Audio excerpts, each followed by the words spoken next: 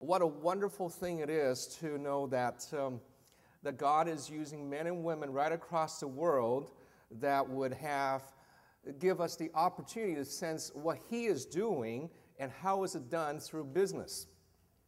Last month I was in Germany, and what was interesting about Germany was that I came into this conference ground, and it was a mealtime, and I grabbed my meal, and then the place was full, so there was really no place to sit. As I was trying to find a seat all over the entire dining room, there was only one seat left. So I sort of grudgingly went to that seat and sat down, and these folks, Hungarians and Americans, were talking about, did you realize, they were talking to each other, did you realize that you can't sign an MOU down in Latin America? So I listened to them, and I sort of picked up the conversation. And as I listened to them, they were very frustrated. They said, you know, we want to sign an MOU. We want to do a business deal. We want to do this. We want to do that with them. But when we whipped out a piece of paper, they just pulled back. And I listened to them. I said, so what did you find? Of course, now I'm barging into their conversation. As I barged into their conversation, they looked at me. They said, well, you know, I think there's a trust issue here. I said, okay, there's a trust issue here. So what does that really mean? And they said, well, it's like they really believe in our words. I said, well, we're men and women of God. What's wrong with they believing in your word? They said, but we need to sign this MOU. Without the MOU, the piece of paper, we can't go back to do this deal. And I said to them, welcome to the world of oral learners.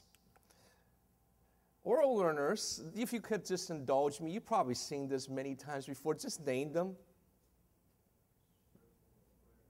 Circle, square, and triangle. It's not a tricky question. Oh, it's after lunch. However, if you were in Egypt, this is a pita bread, this is a postage stamp, and this is a pyramid. Oral learners think differently. In Latin America, oral learners, they believe in you, they believe in your words, they want to build a relationship with you. Right across the world, many oral learners think and operate a little bit differently. In Armenia, the circle is an apricot. It's their national symbol right on their flag. In the middle is a carpet. And then on this other side, it's Mount Ararat. If you were, if you will, a car mechanic and fixing cars, they think very concretely. They will look at that as a wheel and a window and a hazard sign. See? There are 4,350,000,000 oral learners amongst us in the world. And they're broken down something like this. 350 million people who are primary oral learners who might not even have a script. And then there are 2 billion people who are children and youth. And then there's 1 billion people who are highly, highly literate but prefers to learn in an oral manner. When 3 billion people walked onto the middle class or walked on to being connected, as we have seen in all the videos so far and all of the talks so far, primarily they are oral learners. And if we're going to do businesses differently, in amongst them we have to think about how do they operate. You know, by 2025, the cities of the world would be mostly moving towards urbanization. In China and in India, which Edwin have pulled out as those examples over the last millennia, and looking at the GDPs of the world, you're looking at those cities, if you were going to move into them, by 2025, say if you're going to move into India and work amongst the oral learners, who are your business partners, customers, or suppliers, and if you're going to move into any of those cities, by the way, there's going to be approximately 580 cities of 3 different tiers in India, For those that has a population size greater than 5 million, between 1 to 5 million, and about a 1 million size cities, these tiers, tier 1, tier 2, tier 3 cities, you will have to work with them from their mindset and how they operate. And they're oral learners. If you move into China, there's going to be an increase of approximately 55 to 58% of city growth. And that's approximately, by 2025, 930 cities. Think about that. 930 cities in 3 different tiers, tier 1, tier 2, to tier 3. They're going to be distributed approximately about similarly. About 1/3 in over 5 million, 1/3 between the sizes 1 million to 4 million, and then 1/3 approximately about 1 million people. Most of them, if you think about it, they are oral learners of the world. We have to engage them differently. You say, well, how do you engage with them? If you go back to the Word of God in Genesis, every single culture were affected by the fall. You look at Genesis chapter 3, verse 7, 8, and 17, there are the situation. And you know the passages, so help me to fill in the blank, right? They were in the garden, and their eyes were open. They discover what? They were naked. How about that? Okay, naked. This is going to be YouTube, right? All right. Bunch of Christians talking about nakedness. That's great. Okay, but it's right in the Bible. They're going to be naked. How do they feel? Shame. And in man's desire to reclaim that, what do? They try to have honor in place. And then, in the same story passage, and they heard, and then what did they do? They hid. What were they feeling inside? Fear. And then they want to have the power to overcome that. And then what happened as God moved through that with a conversation with them? What happened after that? God sort of said to the man, depending on which version, the King James Version goes something like this: because you have hearkened. The normal translations, because you have obeyed the woman. You're guilty. So there is a sense of what? The guilt. And in man's desire to reclaim and redeem, we move towards innocence. Every single culture in the worldview space, in the thinking process of an oral learner, they're trying to move from shame to honor, fear to power, and guilt into innocence. That's the world that we're moving into as you wish to create BAM movements, BAM companies right across the world. When those 3 billion people came onto the playing field, you say, wow, there's 1 billion people we could market to in China, there's 1 billion people we could work with in India. You got to start thinking about what is their worldview and how do they communicate and how do they work. Oral learners move in this way. In what we just did in Genesis chapter 3, verse 7, 8, and there, what did we just do? We were able to talk about oral and oral. When Vicki talked about, I wanted to move to New York and move over, who? You remember that? Martha Stewart. You remember that. You say, oral, I listen, I hear, and I'm going to tell somebody about that, oral.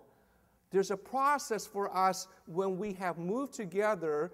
You say oral learners, they learn this way. Secondly, when we were talking about Genesis, what happened right there? Your image, you could imagine it, didn't you? When their eyes were open and they found themselves to be, repeat the word, naked. You're a great crowd. They were able to sense, and you were able to see the image. And the third thing was you participated with me and then developmentally go, oh man, where are we going to go with this? You sense all of that, didn't you? Oral learners of the world, when they move through a conversation, All of those aspects are extremely important. What I would like to leave with you is this. When you want to negotiate, when you want to work on a BAM company, when you wish to work with your partner suppliers and customers, think about 3 specific questions. Now, I have done business in Canada, started business in Canada, started business in the United States,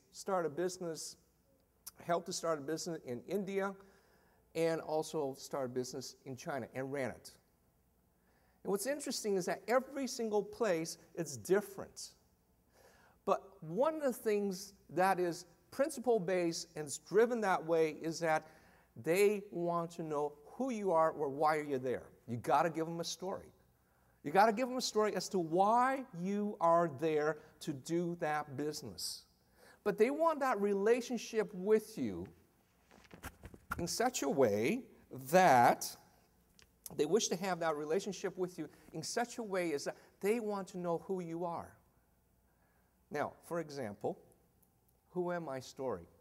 If I was in Egypt, or if I was in Africa, I am in India, I probably would not talk about certain type of stories, but I would talk about something like this. Do you know my daughter and I started listening to her music at age 12? And people in Egypt and Kenya and other places, they would say, you listen to her music? Well, she came to us and said, could we listen to Evanescence? And as I sat there, I said, Evanescence? She says, yeah, there's a great singer. Amy Lee, her voice is fantastic. I went Google and I said, oh my goodness, it's a Gothic band. I said, hold on a second, let me think about this. Went to my wife, my bride says to me, Sam, just make an in-principle decision. So I went to focus on the family and said, what do I do? And then I went back to my daughter and I said, you can listen to any piece of music you wish as long as you let me listen to it as well. And could we discuss your music? Do you know, she just turned 18 on Monday. For all these years, we've listened to her band and listened to her music. I would talk about that in a family sense, in a relationship sense with our partner, our business partner, and other people in the various countries. Because they want to know, how are you in your family? Who are you? And what is your family relationship like? Yeah? As an example. Second, so firstly is, who am I questions? Are you ready to tell people and being very transparent, just as Vicki has, just as Edwin have, and just as Roland have, about who are you? We found out a whole lot about Roland Moody, didn't we? Not only is he a great good Samaritan, but he helped somebody else to get back on their feet and launch their business. Isn't that wonderful? We could hear that. And it is not just so much of a person who wants to launch a business, but it was in his off time. We talk about marketplace spirituality. We talk about our spirituality. It's a full-time commitment. As we talk about kingdom, we walk in eternity now. Our actions must be different. Who are my stories? Do you have them? Second, what is my vision story? You know, when we talk about our vision stories, every one of us has got a vision story. Otherwise, there's no point for you to fly on one of these airlines that's now going to use biofuels. Oh, goodness. And then get over to the other side and try to make business. There's got to be a vision somewhere. You got to be able to talk about your vision story. And whatever that vision story is, it must be very transparent to them about what that is. Third story is what are my value story? Do you have those value stories available? Because when they sit down with you, whether at a banquet, whether at a tea shop, whether at a coffee shop, they want to know. And sometimes that's about the only time you could get it across to them. To say, I do have value stories. And what type of person I am in that value story. Let me give you an example. Some time ago, we set up a foreign joint venture with the local Chinese government to put together a business. So this is a joint venture deal in which we have 51%, the government have 49%. And the government said, we'll do everything for you. And what it was that I became a pig farmer. Is it okay to talk about that in California? It's not environmentally friendly. But anyway, I became a pig farmer. It's 2,000 heads of hog. It's not a small operation. And, you know, I ran my numbers. I went to Kansas and got all my friends over there to do the numbers, run the numbers for me. I ran the numbers in China, and so I knew the numbers off my heart. And so when our joint venture partner, the government there, who owned the bank, said, we'll help you with everything, I sort of knew, well, I guess it's okay. You know, we had lots and lots of discussions already. There was trust that was built up. The piece of paper, the MOU, and the contract was signed, and so we launched. The money was in the bank, we launched. 6 months later, I looked at the cash flow, I said, this isn't quite right. The gut just tells me it is not quite right. And so what I did was, I said to one of my staff, I said, you know, Florence, you need to go up there and take a good look at the books. She went up there, came back in a week, and she says, everything's okay. My gut was just telling me, no, everything's not quite okay. The cash was going down too quick. And so I finally had a little bit of window open, and I said, let's fly up to Zhengzhou. And then we flew up and went to the farm, which was 5 hours away from the airport. And as we got into the farm, we met with our joint venture partner, and we sat down. I said to him, you know, the books isn't quite right. He was quite cordial. He says, oh, I'm sure everything is okay. And the upshot of was, he said, let me open the bank. You could go into the vault and take a good look at it and see. So we were in the vault looking at it. Sure enough, the accountant had been stealing. And so what we did was we literally had to fire the accountant. Now, why did I use that story? The reason I give you that story is that I have my value story. When I take that story in a longer format, I will go into different places and explain to them how I view stewardship, how I view honesty, how I view how we will work together. And when people hear that, they say, oh, that's the value story. What are your 3 stories? Are you ready? Thank you.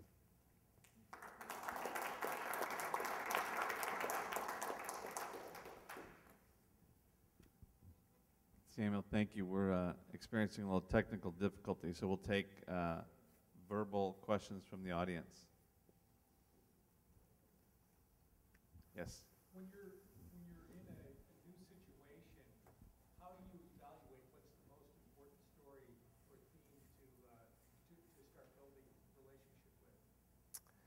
Yeah, that's very important to assess. And normally, if it's in India, my brothers and sisters from India, I look for whether the man is whether they have a crown on their head, to denote whether they're old and wise, etc.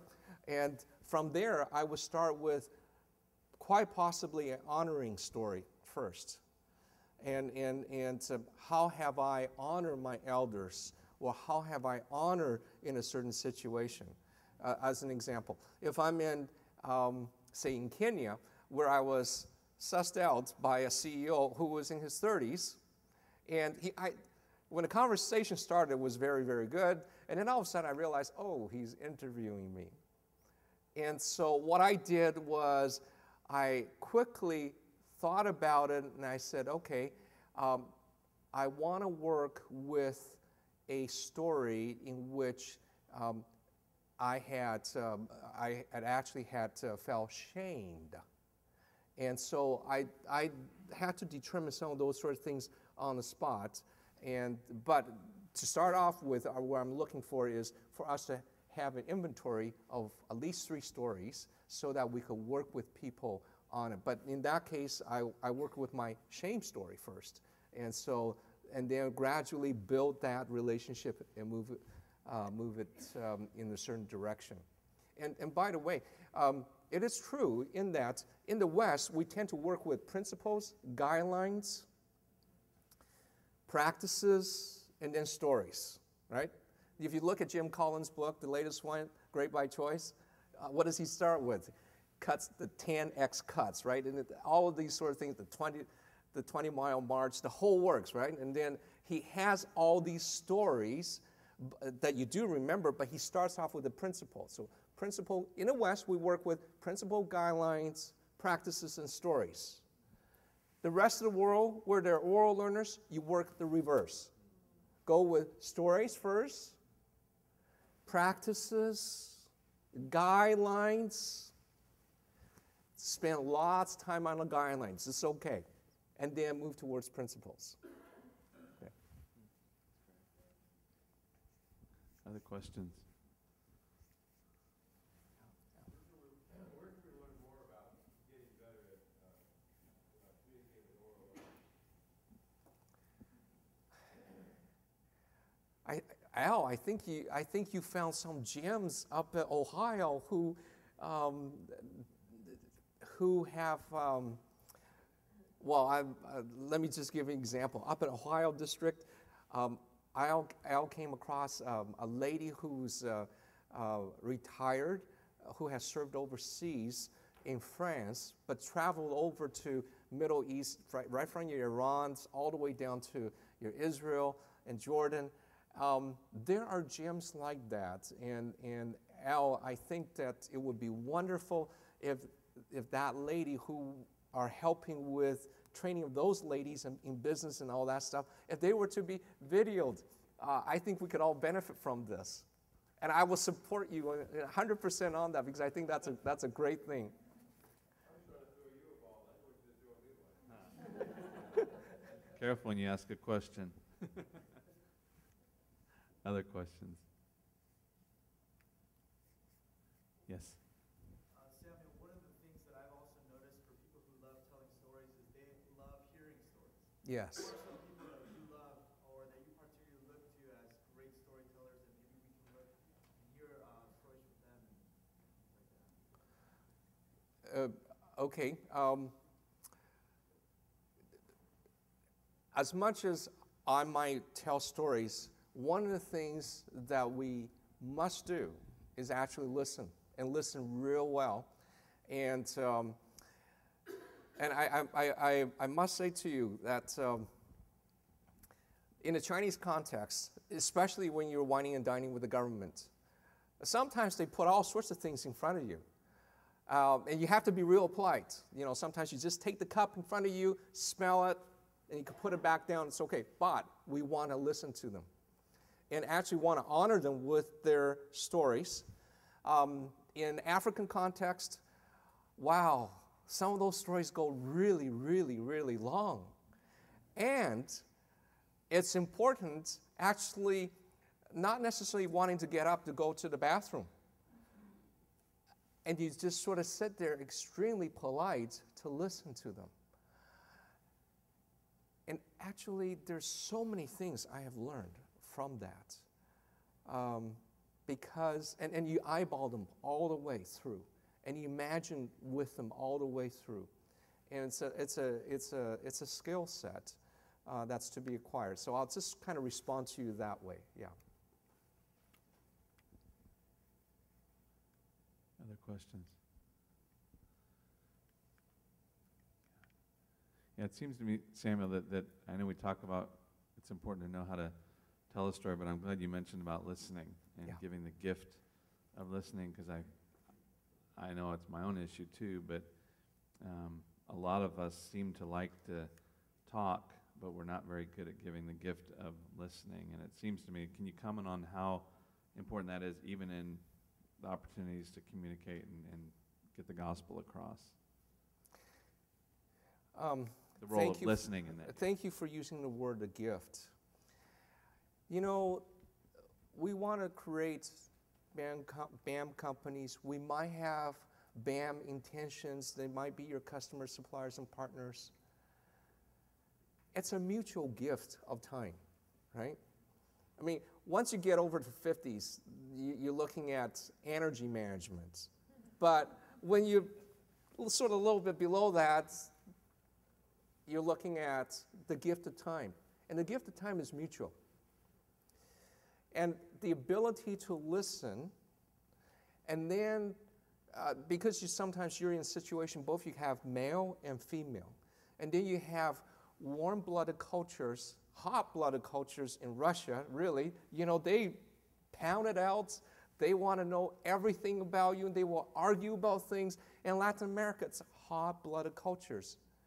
And so you sort of have to prepare in that ambiance.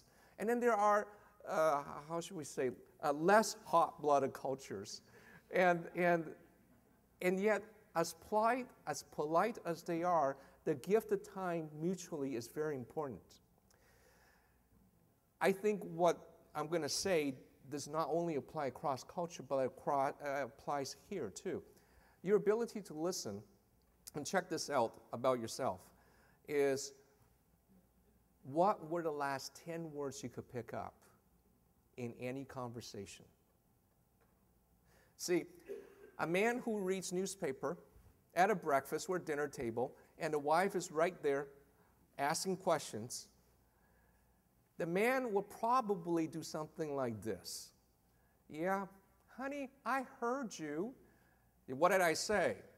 Well, I heard you say this. And usually the man who's reading the newspaper, sort of half listening and all that, will repeat the very first part of the conversation. A great listener would hear all of that plus the last 10 words that were spoken and be able to be tested out in everything in between.